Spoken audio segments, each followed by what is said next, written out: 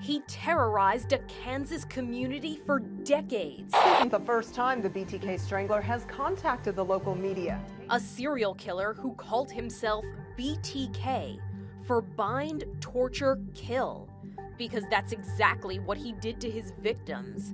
His spree lasted from 1974 to 1991, during which time he claimed 10 lives, including 2 children.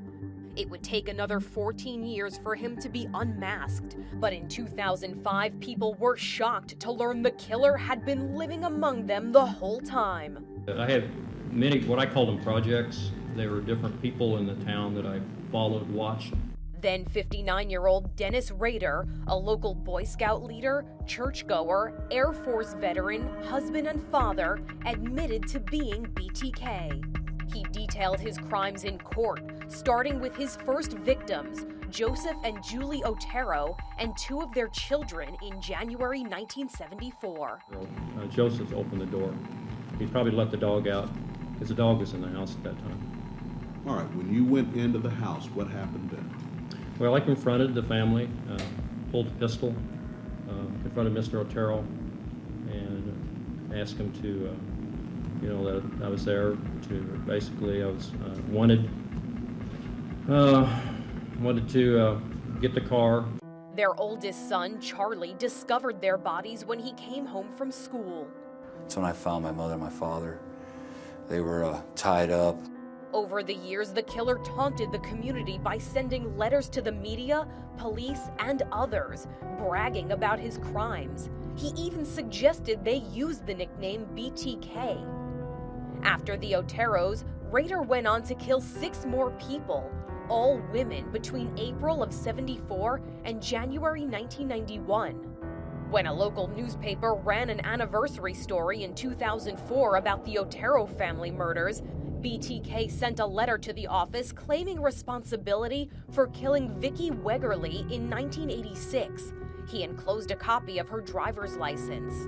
That put the community on edge. And now women throughout Wichita are worrying about their safety. Gun shop owners like John Daly say calls to his business have doubled. Women have been the majority of people inquiring as to our safety classes, our firearms marksman classes, and that type of thing. And he's all sold out of mace. The mail kept coming from BTK after that, and in 2005, he sent a floppy disk to a television news station. Police were able to find metadata from a deleted document that contained the name of his church and the first name, Dennis. Authorities reportedly obtained a DNA sample from one of his daughter's pap smears and matched it to DNA BTK left at the Otero's home. Police finally had their man. BTK is arrested. Dennis Rader pleaded guilty to 10 counts of murder and was sentenced to 10 consecutive life sentences. At the time, Charlie Otero, who was living outside of Kansas, had a message for the other victims' families. My thoughts are with you and with your families, and I hope that you can find some peace and some consolation with his capture. But Rader's victims went beyond the people he killed. It took me a very long time to reconcile the man that I knew and loved and had grown up next to with the man that I was hearing these horrible things about.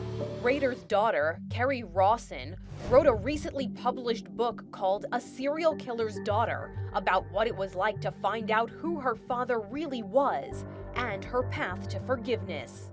I'd do anything to not be the daughter of a serial killer, but I am. I've had to learn how to continue on with my life and go forward. While she and other victims try to move forward, the killer is staying right where he is. Dennis Rader is incarcerated at the El Dorado Correctional Facility in Kansas. He is 73. For InsideEdition.com, I'm Mara Montalbano.